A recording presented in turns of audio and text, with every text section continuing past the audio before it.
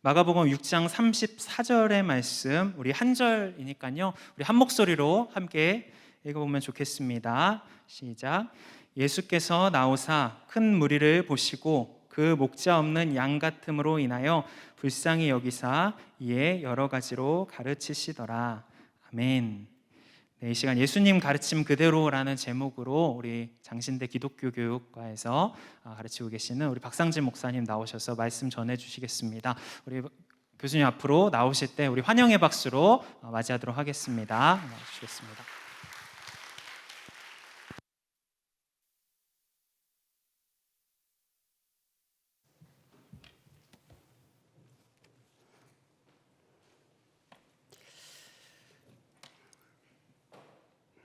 일 년 12달 365일이 다 예수님을 믿을 수 있는 너무나 귀한 기회겠지만은 오늘 염산교회를 오면서 그런 생각을 했습니다. 7월달, 8월달이 다음 세대에게 있어서는 예수님을 구주로 영접하는 다음 세대가 가장 많은 달이 아니겠는가. 여름 성경학교와 여름 수련회가 있기 때문에 그렇습니다. 제 자신이 목사의 아들이지만 여름 수련회 때 주님을 만났어요. 그러니까 저는 청년부 여름 수련회 잊을 수가 없습니다. 십자수 수양관에서 그날 저녁 그날 밤 눈물로 뒤범벅이 되어서 내가 목사의 아들이지만 죄인의 괴수였다고 고백을 하면서 예수 그리스도를 나의 구주로 영접했던 그 밤을 저는 잊을 수가 없어요. 그런 점에서 저는 여름 성경학교 여름 수련회 예찬론자입니다. 일상적인 주일 모든 교회 학교 순서 프로그램 모든 공각 공부 중요하지만은 여름에 드리는 이 여름 성경학교와 여름 수련회가 왜 중요하냐? 주님을 만나는 거예요. 회심이 일어나는 거예요. 거듭남이 일어나는 거예요. 기독교 교육의 모든 이론을 두 종류로 나눌 수가 있습니다. 하나는 회심을 강조하는 급진적인 변화를 강조하는 이론이 있고요. 다른 하나는 양육, 점진적인 변화를 강조하는 이론이 있어요. 저는 두 이론이 다 필요하다고 봅니다. 점진적으로 양육을 꾸준히 해야 되거든요. 인격이 금방 바뀌는 게 아니잖아요. 성품이 금방 바뀌는 게 아니잖아요. 그러나 뭔가 불연속성이 있어요. 뭔가 이렇게 도약이 되는 때가 있어요. 뭔가 근본적으로 변화되는 때가 있어요. 그거는 정말로 예기치 않은 어떤 때에 일어나는 그야말로 사울이 바울 되는 것처럼 다메섹 도상에서 호련히 하늘로부터 한 줄기 빛을 비추임 받으면서 일어나는 사건 같은 변화입니다. 저는 이번 오는 토요일부터 진행되는 우리 염산교회 세상의 소금, 이제 이름을 제대로 불러야죠. 세상의 소금 염산교회의 모든 여름교육 행사를 통해서 우리 자녀들 다음 세대의 마음속에 회심이 일어날 수 있기를 바랍니다. 주님을 만날 수 있기를 바랍니다. 주님을 나의 구주로 영접하는 삶의 중심적 변화가 일어나기를 바랍니다. 거기에 누가 있느냐? 교사가 있습니다. 참 이상하죠? 똑같은 교사인데 어떤 교사를 만난 아이는 이런 변화를 경험하는 거예요. 그런데 어떤 교사를 만난 아이는 그런 변화를 경험하지를 못하는 거예요. 똑같은 교회 학교 교사인데 왜 누구를 만나면 변화가 일어나고 왜 누구를 만나면 변화가 일어나지 않는가라고 하는 것이 너무나 중요한 질문이 아닐 수가 없습니다. 저는 이번 여름 성경학교 여름 수련회만큼은 우리 사랑하는 선생님들, 우리 교사들, 여러분들 모두가 그 아이가 여러분을 만났기 때문에 그런 중심적 변화가 일어날 수 있는 은혜의 통로가 될 수 있기를 간절히 바랍니다. 어떤 교사냐? 예수님 같은 교사예요. 작은 예수 같은 교사예요. 무슨 학력이 아닙니다. 경력도 아닙니다.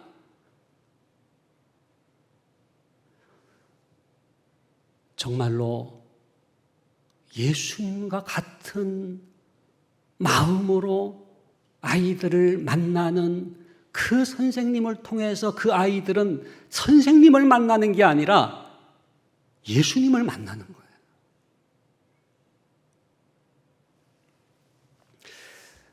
예수님 당시에도 랍비들이 많았죠. 서기관들이 있었고 바리새인들이 있었고 율법사들이 있었습니다. 그런데 그 랍비들과 예수님의 차이가 뭔지 아세요? 예수도 랍비라고 하는 칭호를 갖고 있었지만 예수님과 다른 랍비들의 결정적인 차이가 있어요. 사실은 제사장 또 서기관 바리새인 그리고 율법사 이분들은 우리로 말하자면은 랍비 자격증이 있는 사람들입니다. 교사 자격증이 있는 사람들이에요. 지식도 있었고 가르치는 기술도 있었고 그러나 그들에게는 삶의 중심적인 변화가 일어나지를 않는 거예요. 그런데 예수님의 가르침에는 그 랍비들이 갖고 있지 못한 어떤 속성이 있었는가? 그게 오늘 본문에 나와요. 마가복음 6장 34절 오늘 읽은 이 말씀은요. 우리 교회학교 교사들이 암송해야 될 성경 구절을 5구절만 뽑으라고 한다면 저는 그 중에 하나 들어가야 된다고 생각합니다. 그러니까 우리 이은희 목사님 말씀해 주신 것처럼 우리 교회학교 교사만이 아니라 모두가 교사예요. 부모도 진정한 교사고요. 또 먼저 믿는 분들은 안 믿는 사람들을 변화시켜야 될 책임이 있는 교사거든요. 다 같이 이 말씀을 암송을 하도록 하겠습니다. 예수께서 나오사 큰 무리를 보시고 그 목자 없는 양 같음으로 인하여 불쌍히 여기사 이에 여러 가지로 가르치시더라. 어렵지 않죠? 같이 한번 띄워주시면은요, 한번 이 본문 말씀을 한번 암송을 해보도록 하겠습니다. 시작. 예수께서 나오사 큰 무리를 보시고 그 목자 없는 양 같음으로 인하여 불쌍히 여기사 이에 여러 가지로 가르치시더라. 여기에 굉장히 중요한 단어가 하나 나오죠. 당시에 랍비들이 많았지만은 그들에게는 없는 것이 예수님께는 있었는데 무슨 단어예요? 불쌍히 여기사예요. 불쌍히 여기사. 예수께서 나오사 큰 무리를 보시고 그 목자 없는 양 같음으로 인하여 불쌍히 여기사 이에 여러 가지로 가르치시더라. 가르치셨는데 그냥 가르치신 것이 아니고 불쌍히 여기사 이에 여러 가지로 가르치셨다고 기록하고 있습니다. 이 불쌍히 여기사라고 하는 이 단어는 그냥 동정하는 게 아니에요. 아이고 안 됐구나 쯧쯧 그렇게 지나가는 게 아니에요.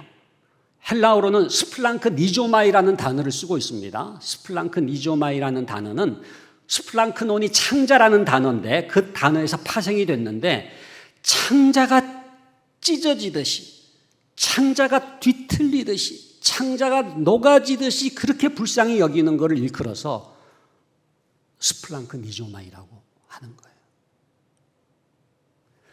저 마음 깊은 곳에서부터 정말 창자가 끊어지듯이 그렇게 불쌍히 여기는 마음을 가질 때 그 불쌍히 여김이 사람을 변화시킨다는 거예요. 여러분 궁금하지 않으세요? 어떻게 사람이 변화되는가? 여러분들도 변화가 됐기 때문에 지금 이 자리에 있지 않습니까? 어떻게 예수를 믿게 됐고 크리스찬이 됐고 염산교회 교인이 됐는가를 한번 추적을 해보세요. 누군가의 불쌍히 여김이 있었던 겁니다. 사람을 변화시키는 것은 무슨 학력이 아니에요. 서울대 나왔다고 무슨 아이가 변하는 게 아니에요. 대학원을 하고 박사학위가 있다고 사람이 변화되는 게 아닙니다. 돈이 많다고 변화되는 것도 아니에요. 명예가 있다고 변화되는 것도 아니에요. 불쌍히 여김이 있는 거예요. 저는 이번 여름 성경학교 수련회를 시작하는 우리 교사들에게 꼭 한 가지 필요한 게 있는데 불쌍히 여김입니다.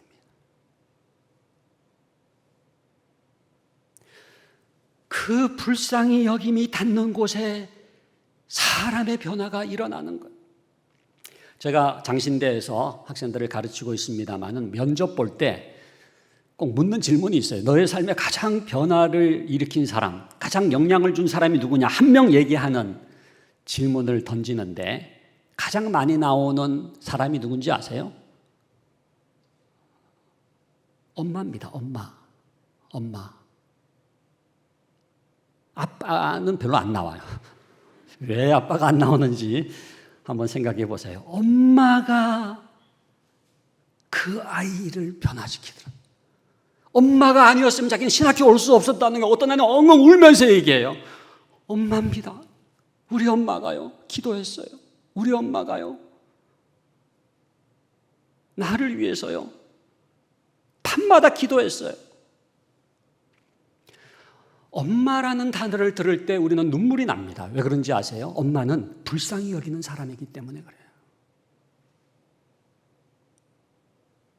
그 엄마의 불쌍히 여김이 어거스틴을 변화시키는 것입니다. 어거스틴의 어머니 그 모니카가 그 눈물로 기도하는 그 불쌍히 여김이 결국은 어거스틴을 성 어거스틴 되게 만드는 것 아닙니까? 한나의 눈물이 사무엘 되게 만드는 거죠. 유니기의 눈물도 마찬가지입니다. 요게벳의 눈물도 마찬가지입니다. 그 다음에 많이 나오는 사람이 교회학교 교사더라고요. 두 번째. 저는 그 아이에게서 그 얘기를 들으면 꼭 묻습니다. 그 선생님 조남이 어떻게 되느냐. 그러면 뭐 이름은 평범하다. 김말숙, 김경숙, 김숙자, 아무튼 이름은 평범한데 얼마나 귀한 이름이라는 생각이 드는지 몰라요. 그 선생님께 전화라도 드리고 싶더라고요. 이 아이가 선생님을 말했어요. 잊을 수 없는 선생님, 내가 지금 신학교 올 수 있게끔 만들어주신 그야말로 삶의 터닝 포인트를 일으켰던 그 선생님, 그 교회학교 교사 잊을 수 없습니다. 눈물을 걸썽거리면서 얘기를 하는 거예요. 근데 여러분, 그 아이가요, 교회학교를 다니면서 만났던 교회학교 교사가 그 선생님만 있었던 게 아니에요. 많은 선생님을 만났습니다. 근데 어떤 선생님은 이름조차 기억을 못해요. 그냥 스쳐 지나간 거예요.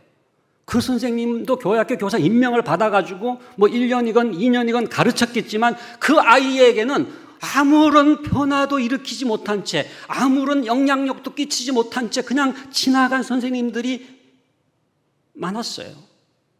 그런데 그 선생님 잊을 수 없습니다. 왜요? 그 선생님은 나를 불쌍히 여겨주신 선생님. 그 선생님의 사랑과 그 연민과 긍휼히 여김과 나를 향한 그 애통함을 통해서 내가 주님의 애통함을 만나는 거예요. 주님의 불쌍히 여김을 만나는 거예요. 그래서 삶의 터닝포인트가 일어나고 회심이 일어나고 중심의 변화가 일어나게 된 거예요. 저에게도 그런 선생님이 있죠. 정 선생님입니다. 제가 목사의 아들이지만 제가 여름 수련회 때 변화가 됐다고 그랬잖아요.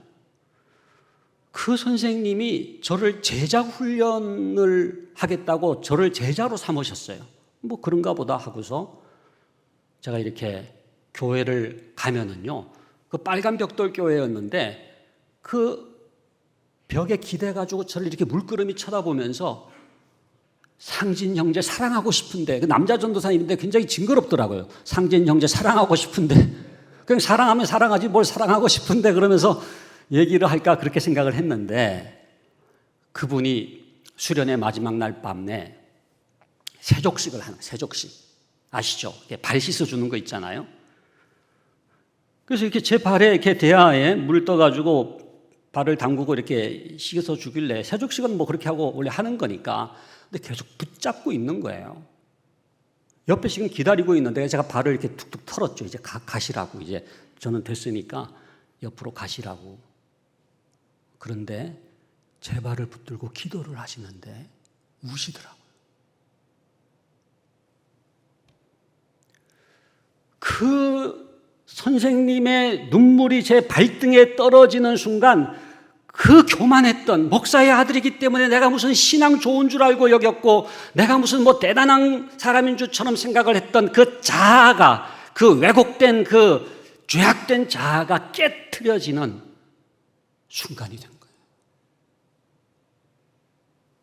그래서 제가 그날 밤을 눈물로 지새우면서 회개하면서 기도하면서 주님을 인격적으로 영접을 한 거거든요.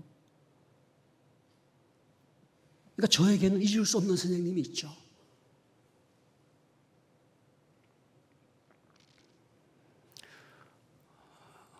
여러분, 교사를 몇 년 했느냐도 중요하지만 교사의 경력과 비례해서 깊어져야 되는 게 있는데 불쌍히 여김이 깊어져야 돼요. 이건 뭐 장로님들도 마찬가지고 권사님들도 마찬가지고 우리 교인들도 소위 그 실력이라는 게 있잖아요. 예? 신앙의 연수가 있잖아요. 신앙의 연조가 깊어질 수가 있잖아요. 그러나 그냥 신앙의 연수가 길어지는 것이 중요한 게 아니라 진정으로 신앙적인 성숙을 의미하는 지표가 있다면 그것은 불쌍히 여김입니다. 불쌍히 여김이 어느 정도 깊어지느냐가 그 사람의 신앙의 성숙을 의미하고 그 사람의 교사됨의 의미를 말해주는 거예요. 그 불쌍히 여김이 터치가 될 때에 사람이 변하는 거예요. 제가 장신대에서 우리 학생들에게 그런 얘기를 한 적이 있습니다. 장신대가 세계적인 대학이 된다고 하는 것은 무슨 뭐 학식이 세계적으로 된다는 게 아니라 진짜로 세계적인 목회자를 양성한다고 하는 것은 뭐냐? 불쌍히 여김이 세계적이어야 되는 거예요. 그 깊이만큼 변화가 일어나기 때문에 그래요. 다른 랍비들과 예수님의 가르침의 차이는 똑같이 가르쳤지만은 예수님의 가르침에는 이 불쌍히 여김의 깊이가 있었던 거예요.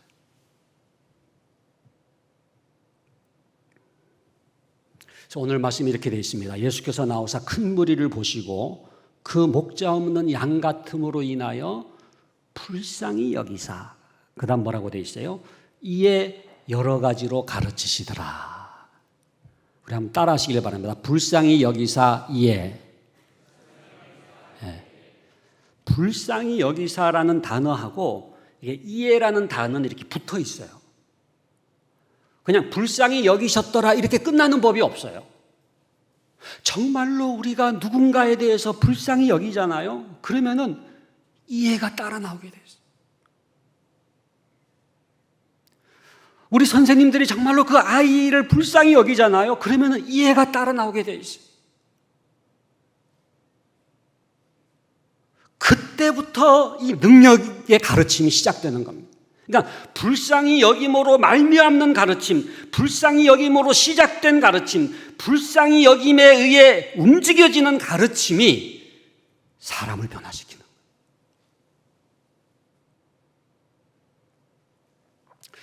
저는 여러분들이 가르침에 노하우가 있기를 바랍니다. 뭐 교사대학 같은 것도 그래서 해야 되겠죠.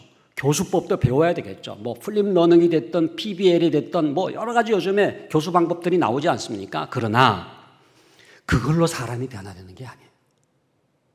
그런 스킬, 노하우, 뭐 전략 그걸로 사람이 변화되는 게 아니에요. 사람이 변화되는 것은 불쌍히 여김인데 스플랑크 미조마인데 그것으로 추동된 가르침인가 아닌가 하는 거예요.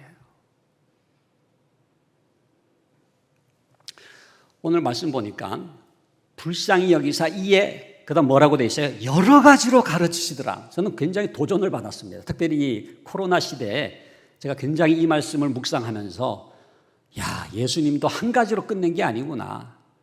뭐 오프라인이면 오프라인, 뭐 온라인이면 온라인, 뭐 이거냐 저거냐가 아니에요.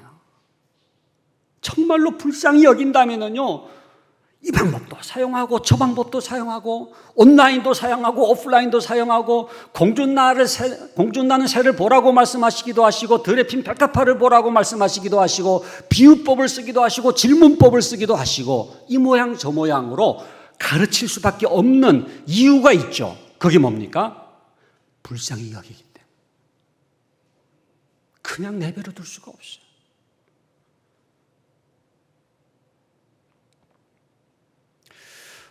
우리가 이 팬데믹 상황 속에서 코로나 상황 속에서 참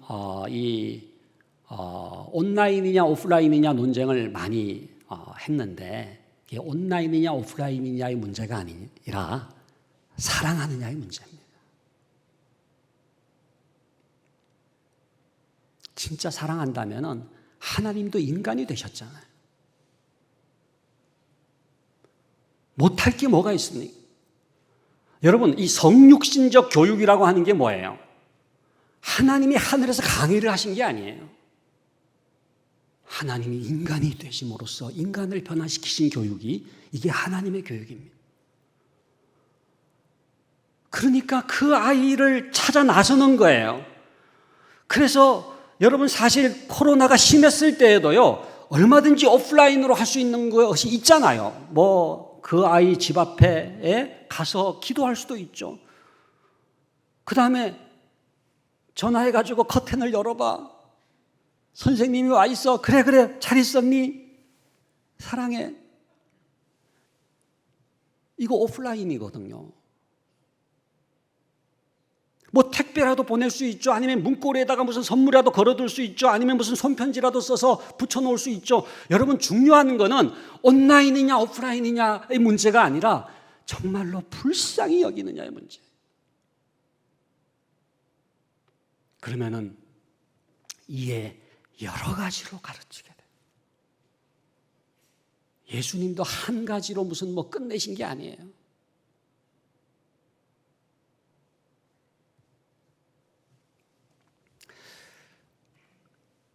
그렇다고 한다면은 불쌍히 여기는 가르침에 세 가지 특징이 있습니다. 이것만 말씀을 드리고 마치겠는데요. 예수님의 가르침, 이 불쌍히 여김이 있는 가르침에 세 가지 특징이 있어요. 첫 번째는요, 오늘 말씀에도 보니까 보시고라는 단어가 보시고, 예수께서 나오사 큰 무리를 보시고 사람에게 초점을 맞춰요.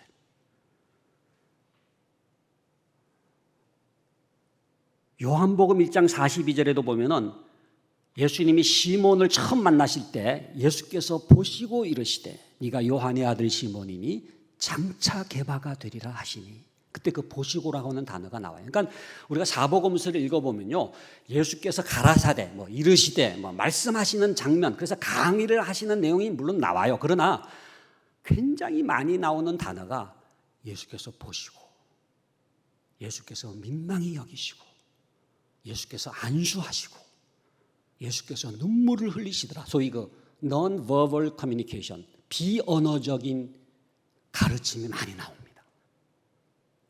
그러니까 사실은 교회 학교 교사가요, 이게 말로 해야지만 교사가 아니에요.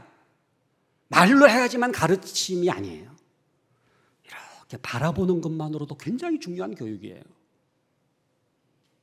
그런데 그 바라보시는 예수님의 눈길은 달라요. 어떻게 다른가? 정말로 포커싱이 되어 있어요. 시몬을 향한 집중적인 사랑이에요. 사람에게 초점이 맞춰져 있어요. 그 로버트 콜만이라고 하는 분이 예수님의 전도계획이라고 하는 책을 썼는데 우리나라에서도 생명의 말씀사에서 이제 번역이 돼서 나왔거든요. 예수님의 제자 교육의 8가지 원리를 얘기하는데 첫 번째 원리가 뭐냐 하면요, 선택의 원리입니다. 선택의 원리. 무슨 얘기냐면은 예수님은 수많은 무리들이 있었지만은 12명을 딱 선택해가지고 12명에게 승부를 거셨다는 거예요. 그 12명을 선택했다고 하는 게 뭐냐 하면은요, 사랑의 대상을 확정한 겁니다. 너는 나의 제자다. 당신의 공생의 3년을, 그 너무나 귀한 그 3년을 그야말로 허비할 수 있는 사랑의 대상을 딱 선정을 했는데 12제자를 선택을 한 거죠. 그 다음부터는 집중적으로 사랑하신 거예요. 저는 이번 여름에 여러분의 사랑의 대상을 확정하세요. 저는 이렇게 하면 좋겠어요. 우리 염산교회 우리 김종익 목사님께도 제가 말씀을 좀 드려야 될 것 같다는 생각이 드는데, 교사들에게 그냥 이렇게 학생들을 이렇게 배정하지 마시고 학생들을 전부 앉혀놓은 다음에 선생님들이 이렇게 지나가면서 너는 나를 따르라, 제자 삼고 해서 뭐 5명이면 5명 이렇게 제자를 선택하라고 그랬으면 좋겠어요. 그래서 You follow me, 너는 나를 따르라. 쫙 가면서 그럼 5명 쫙 따라오면은, 그러면 자기가 책임질 거 아니에요. 자기가 선택했으니까. 여러분, 예수님이요, 그 전날 밤에 밤이 맞도록 기도하시고 밝음에 나가사 제자들을 부르사 이렇게 돼 있어요. 그냥 우연히 선택한 게 아니에요. 밤새 기도하시고 사랑의 대상으로 너는 나의 제자다, 12명을 선택을 하신 거거든요.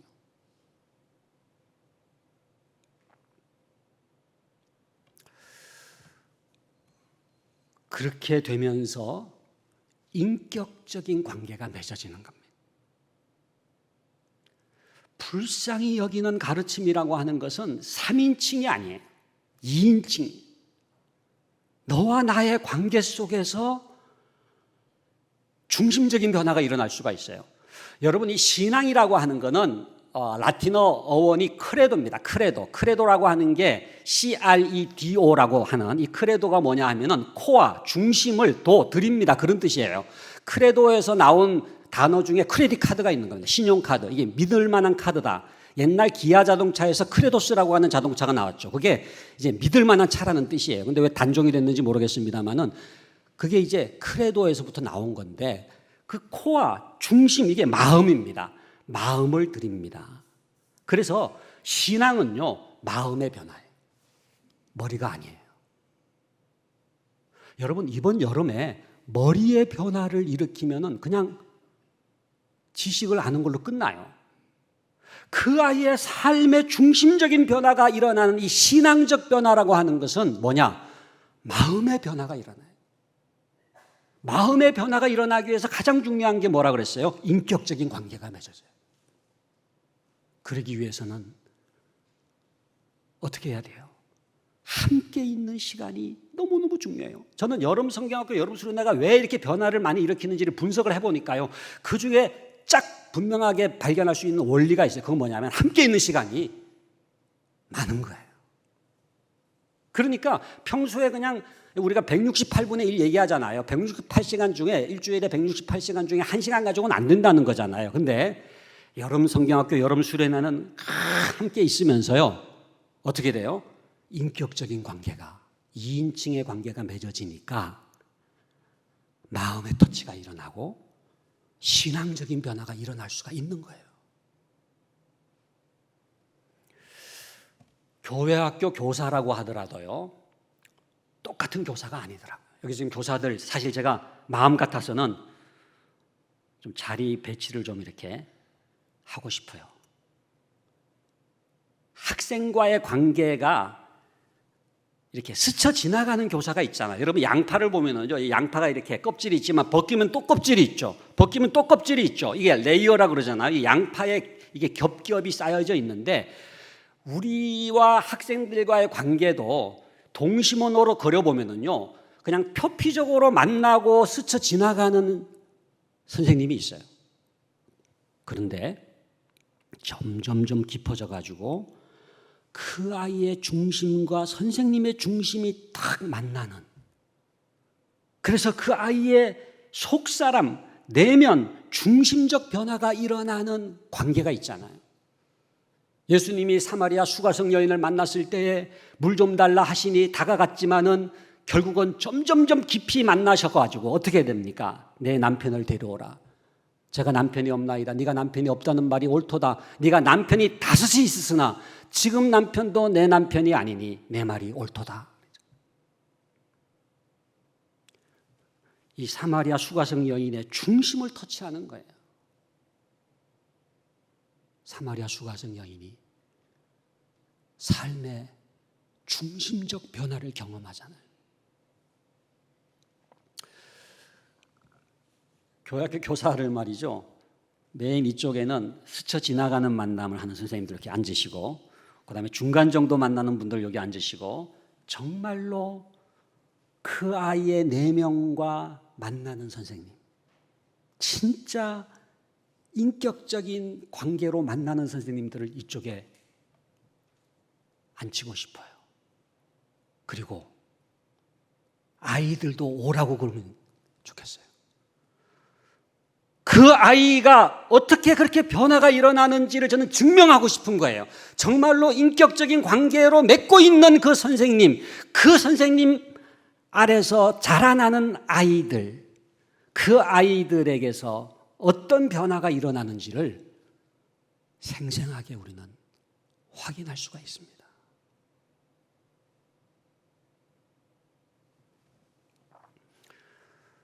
이왕의 교사를 한다면은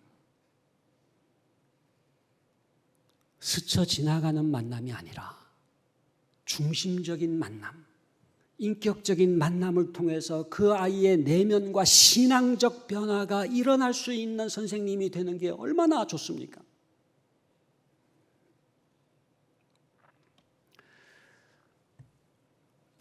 저는 우리 이번 여름 수련회 때 또 여름 성경학교 때 우리 교사들에게 가장 필요한 것 한 가지를 말하라고 한다면은 이 집중적인 사랑이라는 표현을 쓰고, 집중적인 사랑. 집중적인 사랑의 반대말이 뭐 무관심도 되겠습니다만은 이 흩날리는 사랑, 이게 사랑을 흩뿌려 가지고는요 아무도 변화시킬 수가 없어요.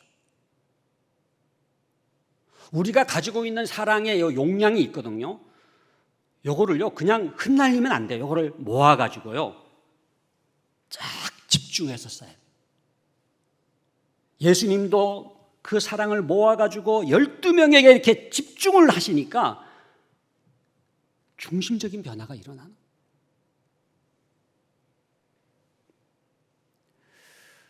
이번 여름 누군가를 사랑하기로 작정을 합시다. 그리고 집중적으로 사랑합시다. 저는 이거를 닻을 내린다는 표현을 쓰고 싶어요. 여러분 배가 이렇게 항해를 하다가 항구에 정박을 하면은 닻을 내리잖아요. 이제는 더 이상 누구를 사랑할지 방황하지 않고 사랑의 대상을 확정하고 닻을 내리는 거예요. 하나님, 이번 여름에 이 아이들과 제가 승부를 걸겠습니다. 저는 오늘 주보를 보면서 굉장히 감격했습니다. 염산교회는 교회학교 교사 이름을 오늘 쫙 실었잖아요. 우리 교인들은요, 이 명단을 보면서 기도해 주시면 좋겠습니다. 이들에게 달려있어요. 이들이 어떻게 아이들을 불쌍히 여기는지에 이번 여름이 달려있어요. 그렇다면은 그 선생님들에게 주여 능력을 주시되 불쌍히 여기는 능력을 주시옵소서 기도할 수 있기를 바랍니다. 그리고 우리 모든 선생님들은 내가 누구를 사랑해야 될지 이번 여름에 사랑해야 될 대상을 확정하고 승부를 걸 대상 명단을 확정을 하세요. 그리고 한번 승부를 걸어봅시다. 집중적으로 사랑해 봅시다. 여러분 돋보기로 이렇게 햇빛을 모은 적 있죠? 그냥 희멀건하지만 이렇게 거리를 잘 맞추면은요, 딱 초점이 맞으면은요, 시꺼멓게 타들어가다가 불이 붙어요. 돋보기로 햇빛을 모은다고 다 불이 붙는 게 아니에요. 포커싱이, 이 초점을 맞추는 게 너무너무 중요해요. 기독교 교육에서 제일 중요한 건 초점을 맞추는 겁니다. 정말로 그 아이를 사랑해야 돼요. 만나야 되고 인격적인 관계를 맺어야 되고 집중적으로 사랑을 하는 거죠. 두 번째, 이 불쌍히 여기는 가르침의 특징은 뭐냐 하면요, 진실을 보는 겁니다. 오늘 말씀에도 보면은 예수께서 나오사 큰 무리를 보시고 그 목자 없는 양 같음으로 인하여, 그죠? 불쌍히 여기사라고 되어 있는데 그 목자 없는 양 같음을 보셨어요. 여러분 한번 생각해 보세요. 당시에도 뭐 사람들이 많았겠죠. 무리들이 모여가지고 뭐 옷도 입었겠죠. 무슨 뭐 우리랑 복장은 다르지만은 이렇게 걸쳐 입고 말이죠. 누구는 빨간색, 파란색, 뭐 노란색 옷을 입었겠죠. 그런데 예수님은 옷이 보이는 게 아니에요. 외모가 보이는 게 아니에요. 진실이 보여요. 진실. 그 진실이 뭐라고 되어 있어요? 목자 없는 양 같음으로 인하여 그랬어요. 멀쩡하게 옷을 입고 앉아 있는 것처럼 보이지만 예수님께서 이렇게 보시니까 진실이 보이는데 목자 없는 양 같음이 보이는 거예요. 여러분 겉모습을 보지 마시고 무슨 예쁘고 안 예쁘고 무슨 뭐 목사들이고 장로딸이고 그런 걸 보지 마시고 그 아이의 영혼을 보세요. 그 아이의 진실을 보세요. 목자 없는 양이라고 하는 건 세 가지입니다. 목자를 잃어버렸기 때문에 갈 바를 알지 못하고 방황하고 있잖아요. 두 번째는 뭐예요? 먹을 것을 먹지 못해서 아사 상태에 빠져 있잖아요. 세 번째는 뭐예요?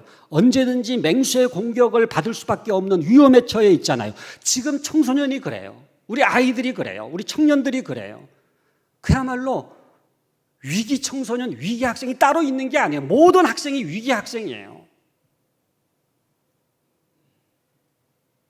여러분 47%가 자살을 생각했다는 것 아닙니까? 그러니까 우리 선생님들은 이렇게 얘기하죠. 뭐 별일 없었지. 별일 없는 애들이 어디 있어요. 다 생사를 오락가락하고 있습니다. 한번 죽을까 그냥 이라는 생각을 하고서 교회에 오는 거예요.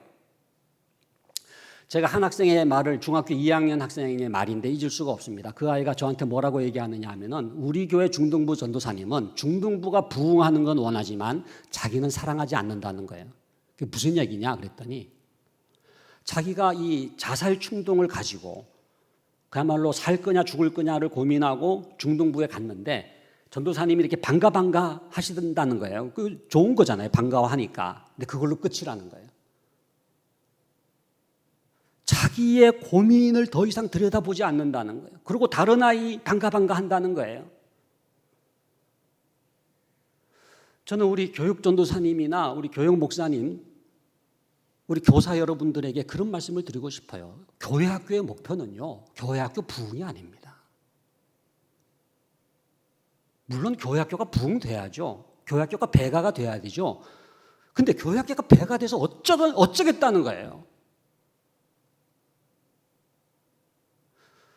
그 아이의 생명을 살려야죠. 그 아이가 지금 삶과 죽음을 오락가락하고 있는 그 아이의 피폐한 영혼에 대해서 대안을 제시하고 치료를 하고 구원을 하고 생명의 역사가 일어나게 해야 되는데 숫자가 몇 명이냐에 매여가지고 생명을 놓치는 거예요.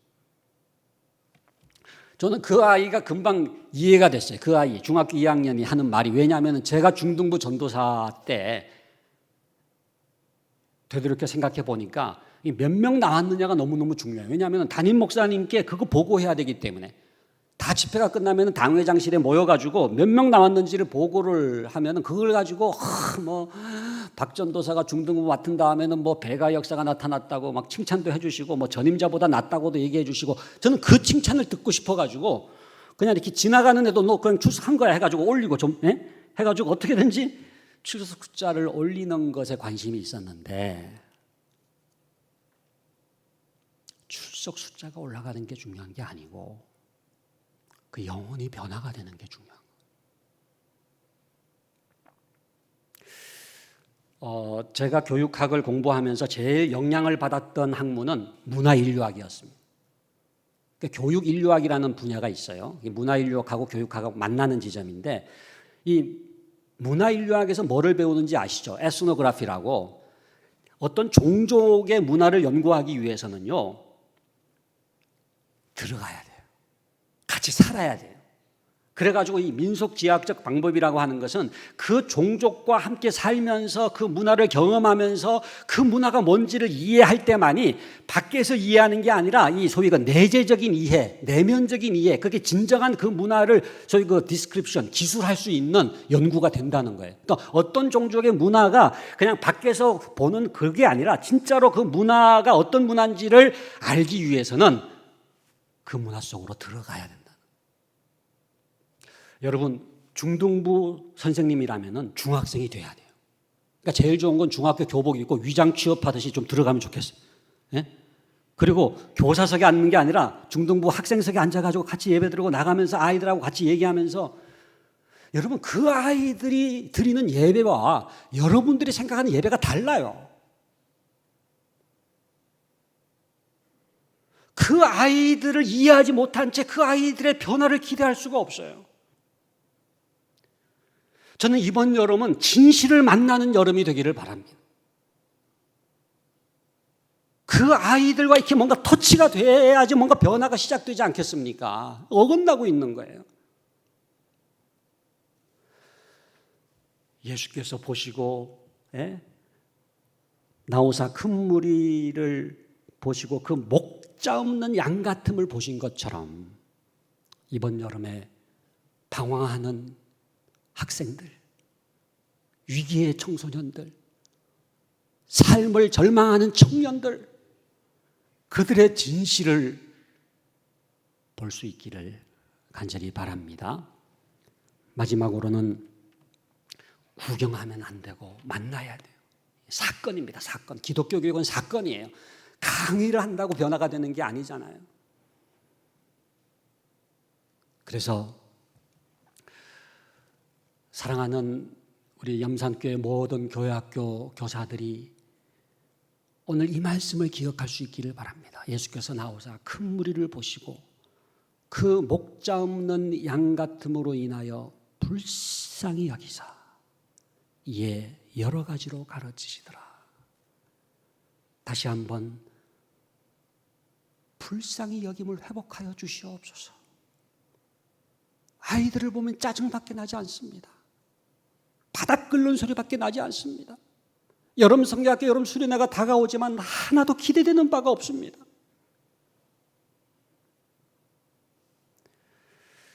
불쌍히 여김을 회복하기 위해서는 우리가 먼저 십자가 앞으로 나아가야 돼요.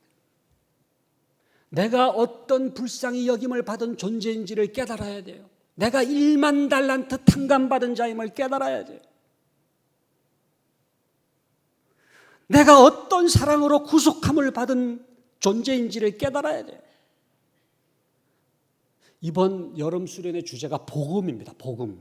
뭐 여러 가지로 그 다음에 길게 되어 있지만 한마디로 복음을 만나는, 내가 어떻게 예수를 믿게 됐는지 그 사랑, 그 은혜, 그 주님의 보혈, 그 주님의 나를 향한 그 불쌍히 여김을 내가 먼저 경험하고 내가 그 주님의 십자가 앞에서 불쌍히 여김으로 충만해질 때 그 불쌍히 여김이 흘러내려서 누군가를 변화시키는 여름이 되리라고 믿습니다. 주님의 불쌍히 여김을 다시금 경험하면서 여러분의 그 불쌍히 여김이 닿는 곳마다 중심적 변화가 일어나는 여름 성경학교 여름 수련회가 될 수 있기를 주님의 이름으로 간절히 축원합니다. 기도하겠습니다. 거룩하신 아버지 하나님, 주님 사랑하시는 염산교회 여름 성경학교 수련회가 시작됩니다.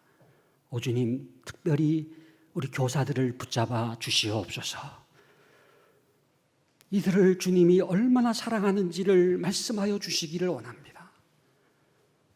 우리가 이번 불쌍히 여김이 얼마나 놀라운지를 깨닫기를 원합니다. 그리고 다시 그 불쌍히 여김을 가지고 제자들을 만나게 하시고 학생들을 만나게 하시고 청년들을 만나게 하여 주시옵소서. 그래 오늘 주신 말씀처럼 불쌍히 여기사 이에 여러 가지로 가르치시더라 말씀하신 것처럼 이들이 사랑하며 섬길 때에 놀라운 변화의 역사가 나타나는 이번 여름 행사가 되게 하여 주시기를 원합니다.